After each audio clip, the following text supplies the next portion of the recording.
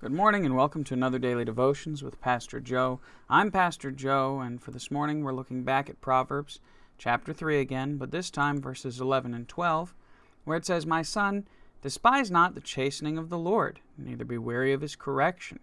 For whom the Lord loveth, he correcteth, even as a father the son in whom he delighteth." Now, this could become an interesting study here. So, my son, despise not the chastening of the Lord. So, child, whoever you are, son, daughter, whoever the proverb writer is speaking to this morning, don't be angry or despise or hold disdain against or in any way be angry about or upset about when the Lord corrects you, when he puts you through a time to help you to learn.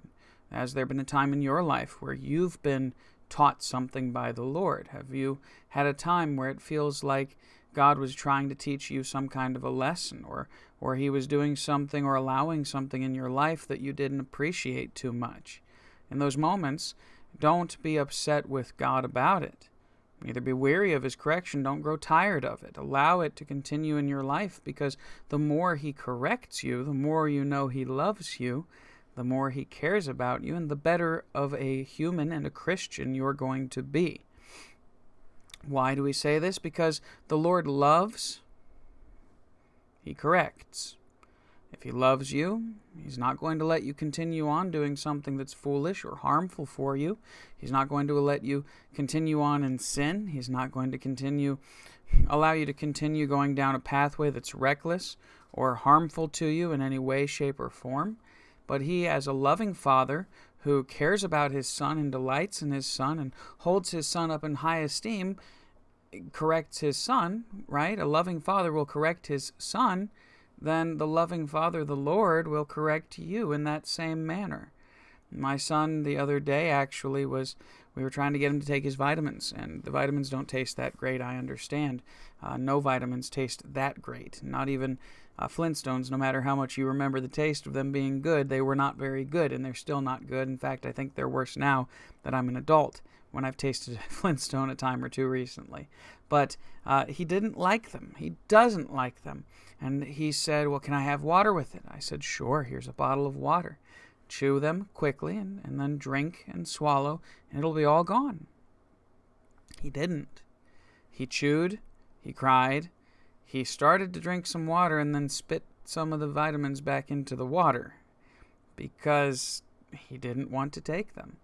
Well, it took a little correction time. It took a little time dealing with that situation to get him to take as much of the vitamin as I could, to settle him down and to let him know that the reason he was being corrected was because I loved him and I cared about him and I wanted him to be strong and to be healthy and to grow up to be as healthy as he possibly could be.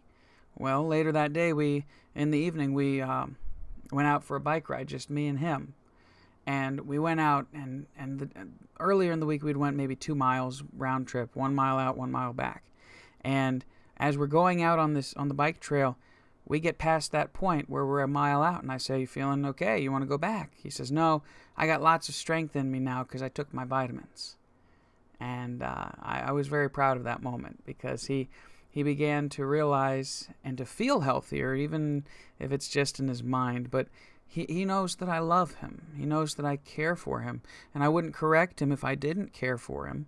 Why would I? I mean, why would I stop my child from going to prison if I didn't love him? Why would I stop my child from growing up to do some horrible acts if I didn't love him? But I do. I love him desperately. And that's the way God loves us. He cares so much about you that he gave his only begotten Son to die for you, that you wouldn't have to die eternally, but that you could live with him in heaven forever. That's pretty awesome love. And that love is the same love that comes and corrects you when you need correction. And I know that it may seem sad, and it may hurt, and you may feel like you have a reason to be a little bit upset or aggravated, but don't be. Don't be upset. Trust in the Lord with all your heart. Lean not on your own understanding. In all your ways acknowledge him, and he'll direct your paths. And then, whenever he corrects you and he shows you that you need to make a change in your life, don't buck back against it. just willingly accept and take the chastening of the Lord, take what he corrects you in, and trust in him. If he's been correcting you about something lately and you've been fighting maybe about it, or you've been a little bit resistive or hesitant to just trust in him, I encourage you to trust in him this morning. He loves you. He wouldn't do anything to hurt you. He wouldn't do anything to harm you in this life. Everything that he allows to enter into your life is for the very sole purpose of making you a better you, so that someday you might be able to spread the gospel, and someday you might be able to see other souls saved, and someday you and all of those people that you meet with will make it to heaven. That's what it's all about, taking all of those people to heaven with you. God's going to keep working on you, and if he hasn't been working on you, maybe you need to check back and see where you went off the rails and left him, because I can promise he hasn't left you. He cares about you. He loves you, and he wants to make that work in you actually work. So if you want to make heaven your home, put your trust in the Lord. Don't grow weary of his correction, no matter how much correction you've had to go through. Maybe you're just a little more stubborn than others. But trust in God today, because he delights in you. He loves you. That's why he corrects you. God bless and have a great day in the Lord. If you could, share this with a friend, share it on social media. Get these videos out there so that people who don't have the opportunity in the morning to really get close to God might be able to see some videos that would help them. And just take a moment to put a comment down below if you have a testimony or something else you'd like to share. Anyway, see you again tomorrow for another daily devotion with Pastor Joe. God bless. Have a great day in the Lord.